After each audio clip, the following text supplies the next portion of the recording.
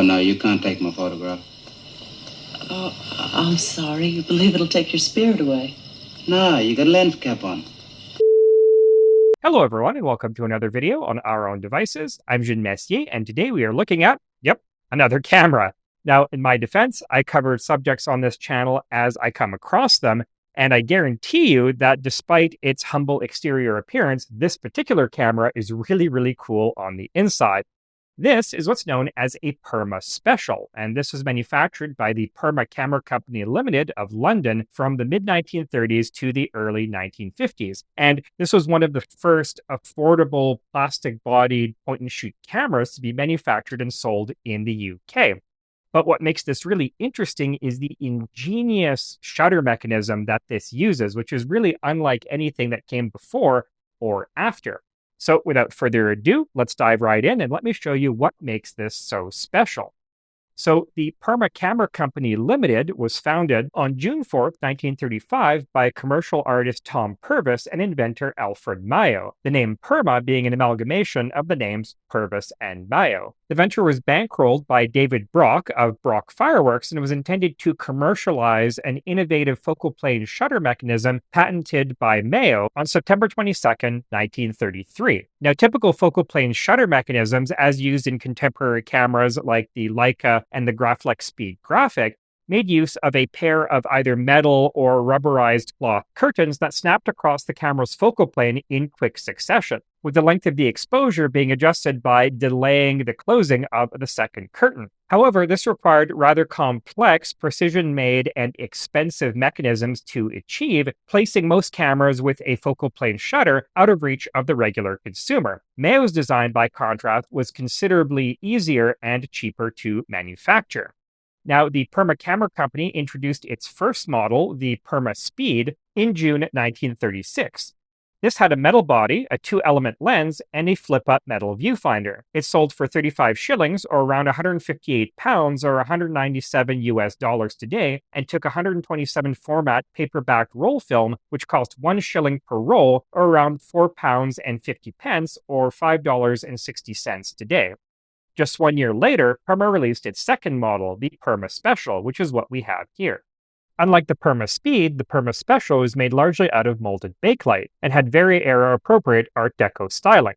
Now, it's often claimed that the camera was styled by legendary industrial designer Raymond Loewy, but while he did have an office in London at the time, there's very little evidence he had anything to do with the Purma Special. Rather, company founder Tom Purvis was an accomplished artist and designer in his own right, having created numerous posters for the London and Northeastern Railways and competed in art competitions of the 1928 and 1932 Summer Olympics, so he was more than capable of designing his own company's camera.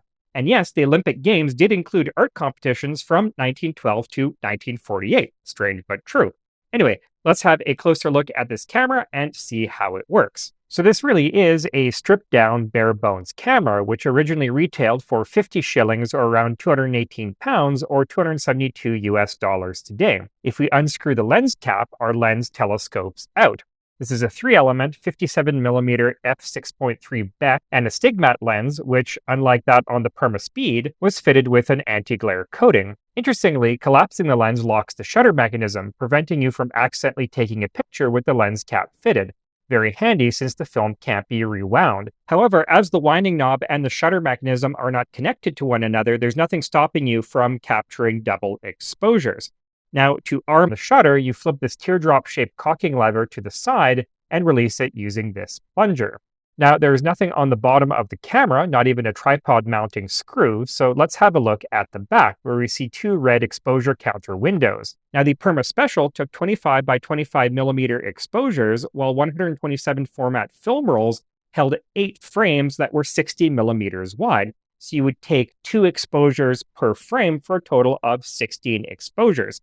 And you would do this by advancing the frame number on the film to the first window, and then to the second.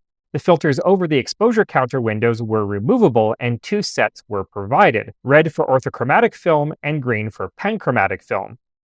Above these we have our viewfinder, which is now a body-mounted direct view type instead of the folding metal type on the Purma Speed. Interestingly, the Purma Special holds the distinction of being among the first cameras to use plastic optics, the viewfinder being made of polymethyl methacrylate, aka Perspex or plexiglass, was first introduced commercially in 1932. However, the main lens elements are still made of glass. Now, on either side of the viewfinder, you can see the words fast and slow molded into the camera body, which gives us a clue as to what makes this camera so unique. See, as with most cameras, you can adjust the shutter speed depending on ambient lighting conditions and the speed of the film. However, unlike in most cameras where you adjust the speed by turning a knob or flipping a lever, with the Purma Special, you adjust the shutter speed by varying the orientation of the camera. So, for example, if you hold the camera horizontally, either upright or inverted, the shutter speed is around 1/150th of a second. If you rotate it 90 degrees counterclockwise, this increases to 1/450th of a second. And if you rotate it 90 degrees clockwise, it decreases to 1/25th of a second. So medium, fast, and slow. And as I mentioned before, this takes square exposures, meaning that turning the camera has no effect on the aspect ratio. Right, let's actually take this apart and let me show you how this shutter mechanism actually works. Unlike in most cameras, the backplate of the Purma Special is unhinged and just pulls out as so. And here we can see the two wells for the film roll and uptake reel and the curved film plane. If I undo these 4 screws at the ends, I can remove this rear plate and expose the actual shutter mechanism. As you can see, the shutter consists of this curved stamp metal plate, which swings across the film plane as so on a spring-loaded arm. Now, if we flip the shutter over, we can see that there is another plate attached to the other side, which can slide back and forth to create a slit of varying width. This, in turn, is attached to this rotating brass weight, which serves 2 main functions. First, it works either with or against gravity and the shutter spring in order to vary the speed of the shutter. So for example, in fast mode, the weight works with gravity and the spring in order to speed up the shutter, whereas in slow mode, the spring has to work against the weight and gravity and thus slowing down the shutter. And then finally, in medium speed mode, the weight has no effect other than in terms of inertia, with the initial acceleration of the shutter being determined by the mass of that weight and the strength of the spring. Second, and even more clever, the weight acts as an asymmetric cam that varies the width of the slit formed by the 2 shutter plates depending on the orientation of the camera. For example, at the fastest shutter speed, the slit is 1/16th of an inch or 1.6 millimeters wide. At medium speed, it is 1/8th of an inch or 3.2 millimeters wide. And at the slowest speed, it is a 1/2 inch or 12.7 millimeters wide. The earlier Purma Speed included an additional selector knob that allowed you to alter the width of the slit at all 3 speeds, increasing the number of settings to 6. But this was deleted on the Purma Special in the interest of simplicity and cost. And finally, if I press the shutter release, you'll see that there is a secondary shutter just behind the lens that prevents light from leaking onto the film when the shutter is cocked. And that, to me, is an ingenious and elegant piece of mechanical design, and apparently a highly effective one. The shutters on these very rarely fail, though I have heard that there were sometimes problems with transitioning from high speed to medium speed mode because the cam wouldn't fully rotate and properly set the width of the slit. So what you had to do was go from fast to slow back to medium. But in any case, the Purma Special was extremely successful, with around 100,000 being manufactured between 1937 and 1951, with a 6-year manufacturing gap during the Second World War. Now, in 1951, Purma introduced its third and final camera model, the Purma Plus, which sold for £12, 12 shillings, or around £505 or $632 today. This went back to the metal body of the Purma Speed and had a number of new features, including an interlock mechanism for preventing double exposures, an instant/timed exposure selector switch, and an accessory shoe. It also came with a number of accessories, including a lens hood, lens filters, close-up lenses, a flash gun, a remote shutter release cable, and a photo enlarger.